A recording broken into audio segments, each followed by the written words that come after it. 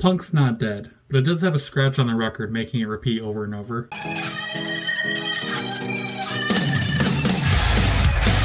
Welcome to Everyone Does Music, where today we're looking at the 13th album from punk band Anti-Flag called Lies They Tell Our Children. This album has many features from a lot of different faces in the punk genre, including fellow vocal heavyweight Tim McAllrath, I don't know, from Rise Against, and Shane Told as well.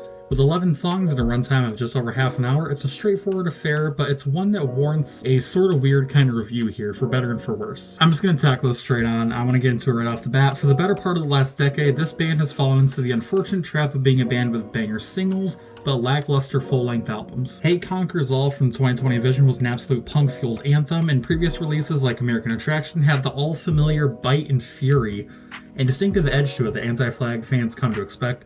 But in both of the albums that those singles come from, it just ends up being a bland affair. And you sort of get that vibe here on Lies They Tell Our Children as well in a very unfortunate way. A big bulk of the pure Anti-Flag efforts here on this album just fall into the vibe of, yeah, that's Anti-Flag, that's definitely that band, but that's all you get is that base identity of, yeah, that's the band, and you don't have much evolving off of that. There is an improved element to this, but we're going to get into why that's still sort of a negative factor more later on, but here, let me just wrap up this segment. While American Fall and 2020 Vision had a case of similarity within their sameness and comparison, Lies They Tell Our Children at least has a brand new sense of sameness that manages to distract from its own nature in a sort of confusing way. But let's be frank here, there hasn't been a wholly individual track list since For Blood and Empire, one of, if not the biggest album from the band, with any album after that holding this undeniable sense of taking one lyrical or instrumental idea and stretching it to its very limits. The sameness shifts from boring repetitivity to unique repetitivity on this album, with the new normal being these features from several different artists.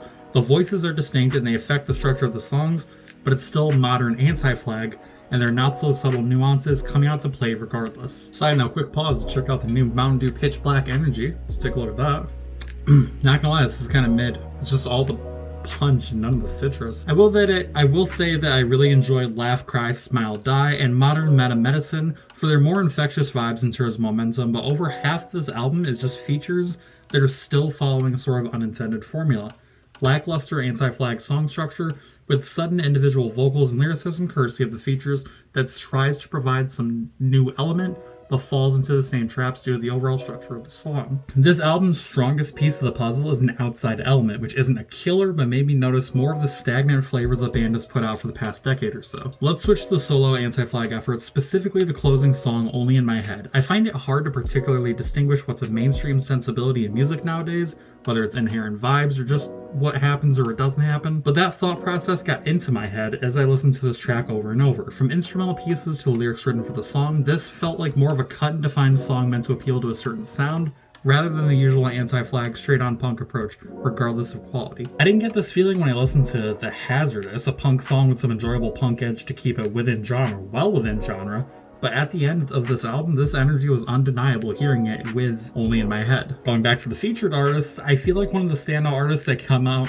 and just really carry the torch in terms of unique entities here comes from Stacey D, who steals the show in Never Ever. They come on towards the end of the song with decidedly less words to contribute, but I felt it was a much more fresh addition to the album's tracklist regardless. I briefly mentioned The Fight of Our Lives at the start of the video. No, I didn't. The script is incorrect.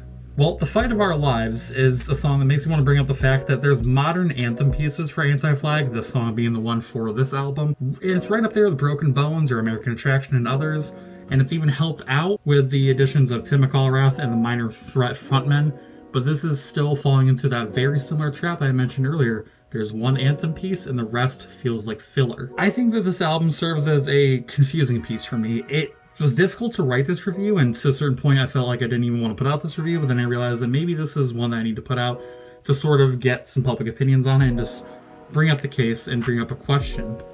Is an album good or bad because of its features over the original elements here? Because in this case, the good parts of this album, whether I discussed them briefly or didn't discuss them at all, it's all coming from the outside artists here, whereas the main chunk of this, the main project's contribution from the band Anti-Flag, is mid to bad. I had positive thoughts coming out of this, but as I've said a few times here, it's thanks to sources outside of the band itself that this band finds the strength it needs to stand on its own feet. So it's basically standing up with crutches. It's a decent album, but not for the usual ideas that you'd have about what makes a band's album good.